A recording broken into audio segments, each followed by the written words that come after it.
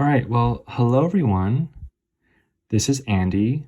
Today I'm filming a really basic video demo on how to use the ink brush pen, which will hopefully give you an idea of some useful tips and best practices for how to use this, especially for your room drawing assignment, but also in general if you are interested in still using this pen in the future or if you want to continue working with wet media.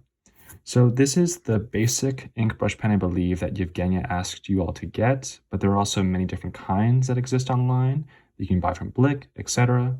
And for this specific model, it has the brush tip on top, which feeds from a reservoir of ink, which is in the handle.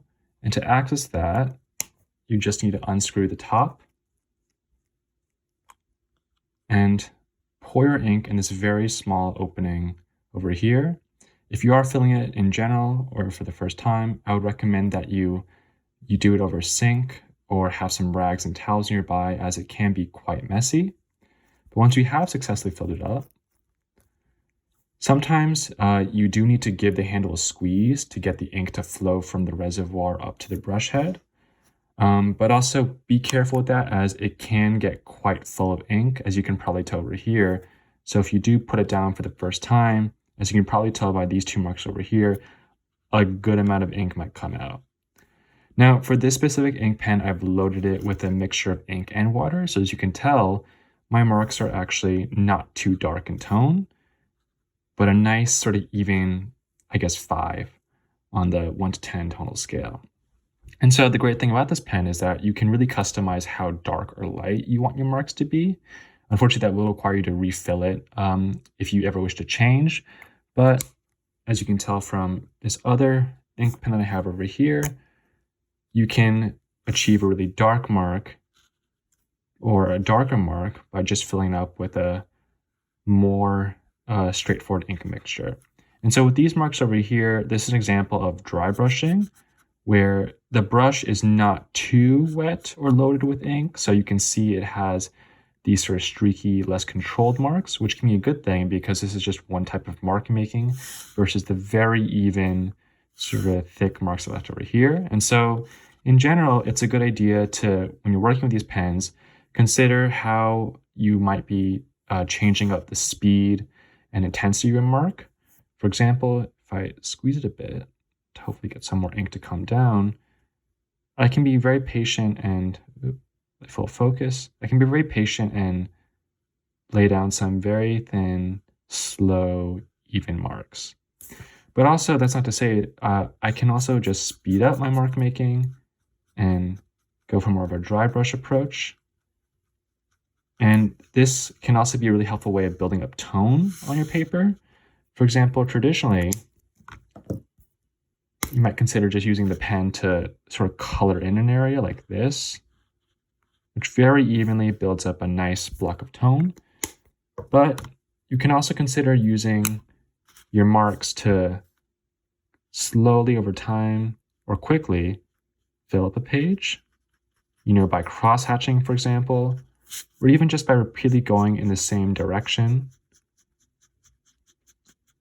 And especially if you're dry brushing or going pretty quickly, you can see that the marks also remain on the paper. So you have this sort of visual indication of speed and motion, which can be a useful thing if you want to indicate different textures or different materials, etc., in your drawing. Now, it's also important to note that, as you can see from this straight sheeted Bristol and this pre-toned sheeted Bristol, that over time, as you build up tone your paper, this will affect how you continue to add marks on it. For example, we've just been, drawing on a blank sheet of Bristol and leaving marks no problem. But on this pre-toned sheet of Bristol, as you leave marks, it will read a bit differently because as ink dries, especially if you add some water in it, it will lighten a bit as it dries. And so I don't know if you can tell, but with this sort of patch over here, that was me dragging the brush down like this. And it will eventually dry to about the same tone as the sheet when I pre-toned it. So this can be useful if you wish to slowly build up a sense of atmosphere in your drawing. Not everything has to be a very quick, recognizable mark, but also you can more evenly develop layers of tone and mark if you're working off a pre-toned surface. And finally, to give you a basic idea, on this sheet of paper, I've done two things. Actually, I've done one thing. What am I saying?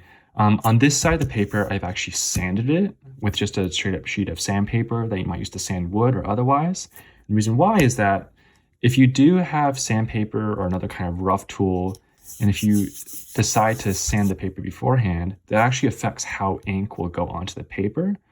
For example, if I really kind of wet this brush pen and drag it down on the unsanded, just normal sheet of Bristol paper, you can see that it kind of splotches and pools and sits on the surface, and will leave you some pretty, as you can tell over here, some uneven splotches and marks, which can be a good thing if you're interested in preserving these little indications of shape and form hidden within your mark making. But on the sanded side, if I drag my brush quickly down as before, you can see that it actually applies more evenly. And that's because by sanding the paper, you've raised up the grain, and thus it's able to absorb the ink and water more efficiently. And you can probably get more even marks as a result. And so these are just some basic, pretty random and basic tips for how to use the ink brush pen. And overall, the general idea is it would be helpful to practice with this as much as you can and really experiment with how you're making your marks and using it. The natural tendency can be to sometimes be really slow and precise with how you're making your marks. You can go really thin with this pen, but also you can also push the weight and speed of your mark making. And this can be really useful because then you can take this one tool and use it to represent a variety of different kinds of forms and shapes. And those are the basics on the ink brush pen.